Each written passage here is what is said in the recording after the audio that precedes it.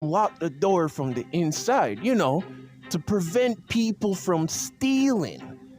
Now I was furious. I turned around and looked him in the— You ever encounter one of these high-power 7-Eleven people?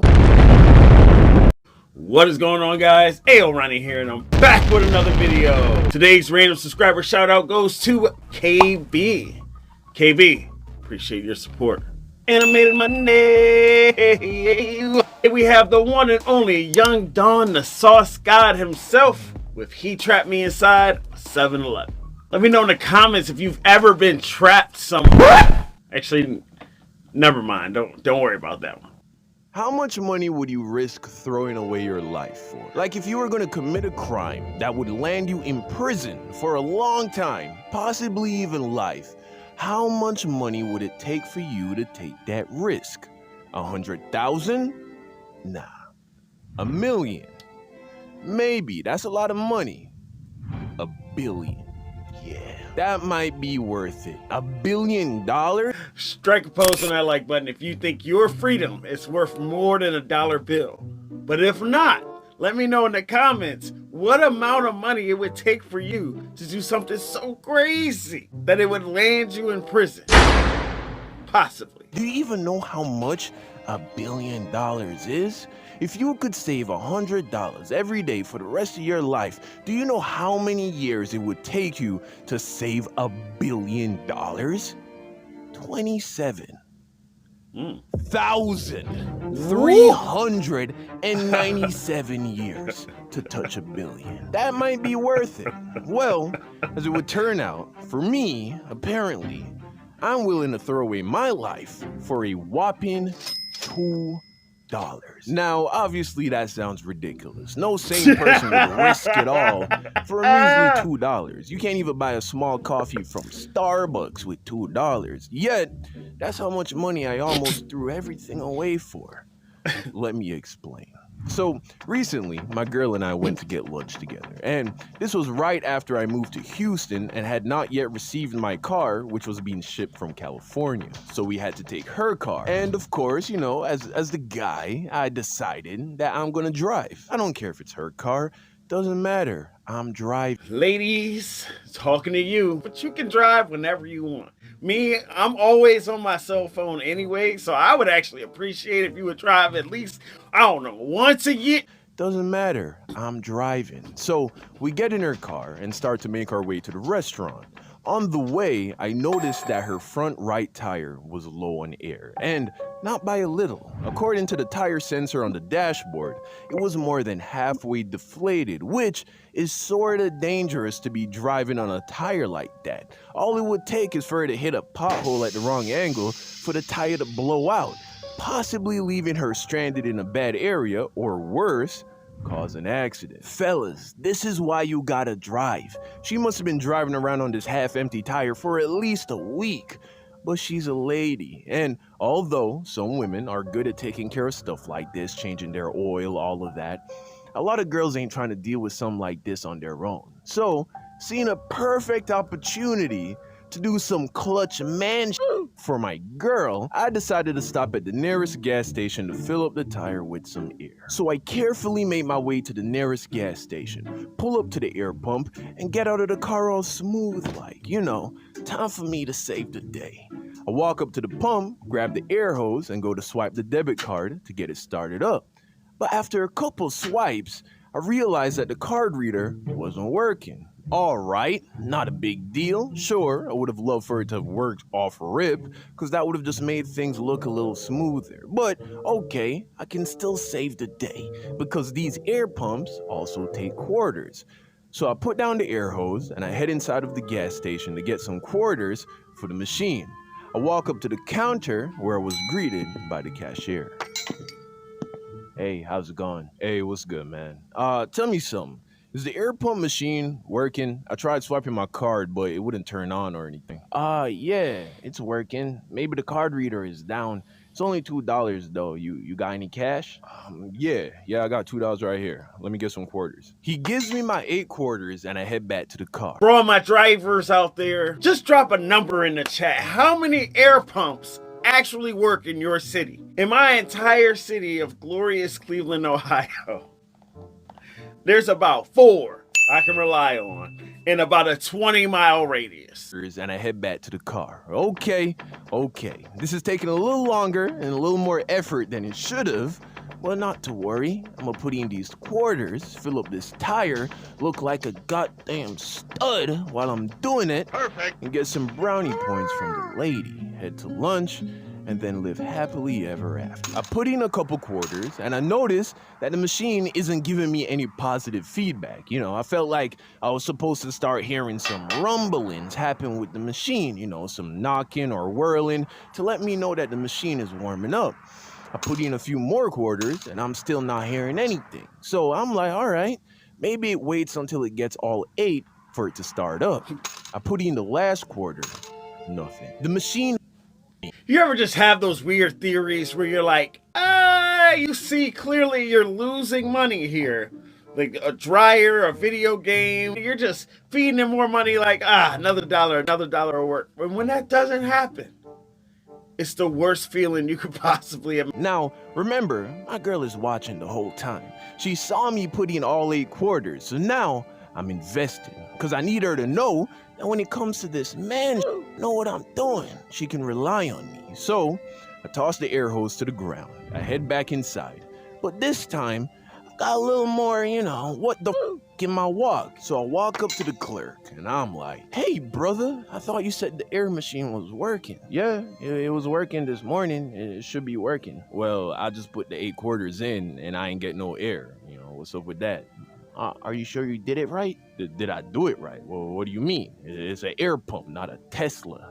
I put the coins in and the air ain't come on. You know, that's all there is to it, right? If I tell you I did something, do not ever start with the most obvious question. I don't want to hear no, did you turn it on? Did you make sure it was plugged in? Did you, like, no. I already covered the bases. We had an advanced level problem now. That's all there is to it, right? I guess it's not working then. Okay. All right, you know what? Not a big deal. Just let me get back my $2 and I'll just go to another gas station. Oh, sorry, Chief. I can't do that. What do you mean you can't do that? I gave you $2 for the air. I ain't get no air, so you owe me $2, right? Unfortunately, the air pump doesn't belong to the gas station, so technically I can't refund you that money. I can give you their number though. You can call them, file a claim. File a claim, it's $2. So now I'm getting pissed off, because now I'm about to look like I don't know what I'm doing in front of my girl, because he lied to me. He told me that the pump was working. I don't care what arrangements the gas station has made with the air pump people. It's a service provided on your property.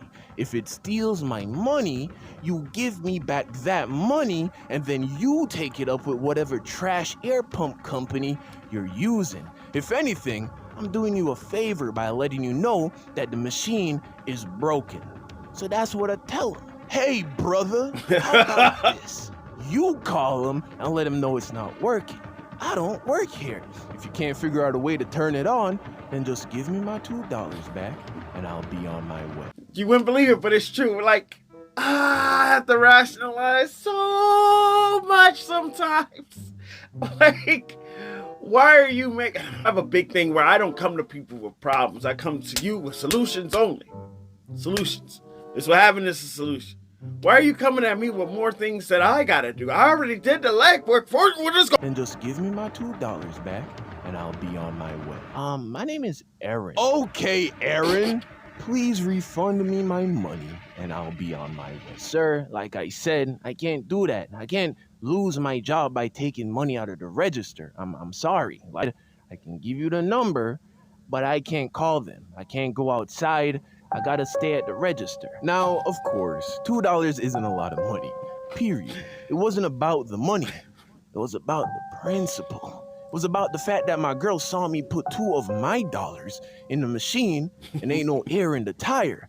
Now I look like the idiot. And of course, My girl probably isn't thinking any of this.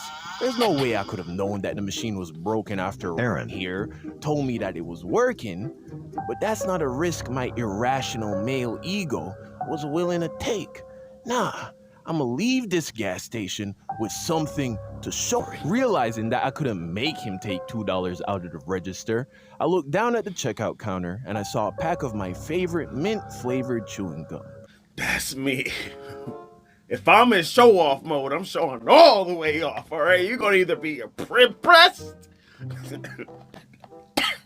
You either going to be impressed or terrified, but you going to know who you with. I'm your man. I saw a pack of my favorite mint-flavored chewing gum.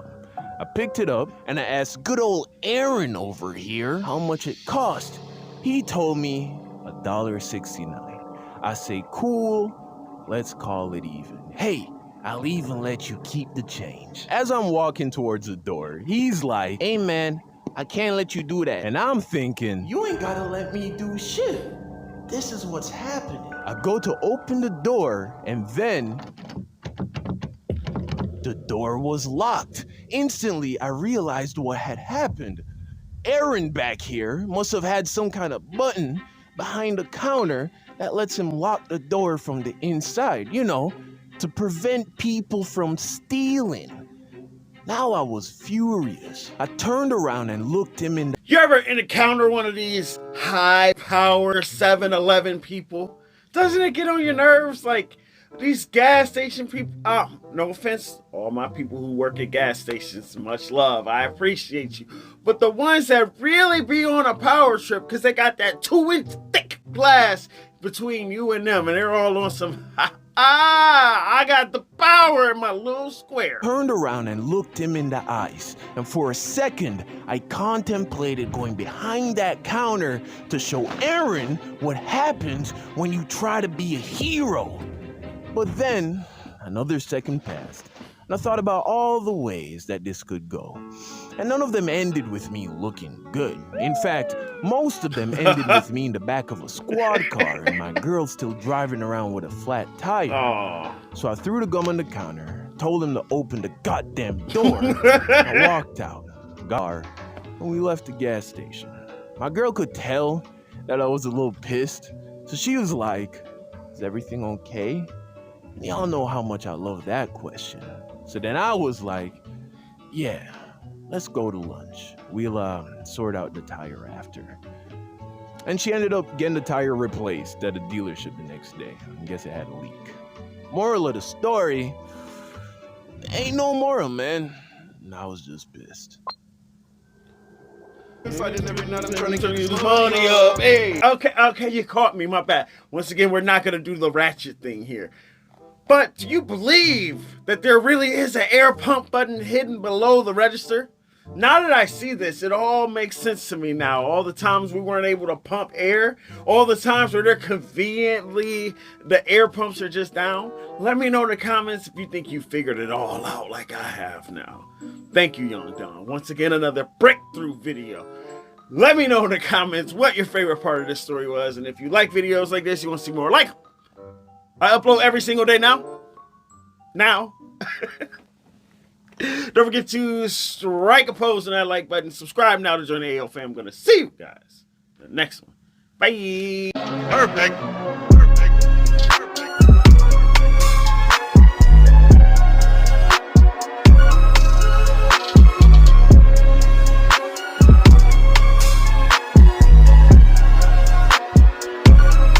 Supreme victory!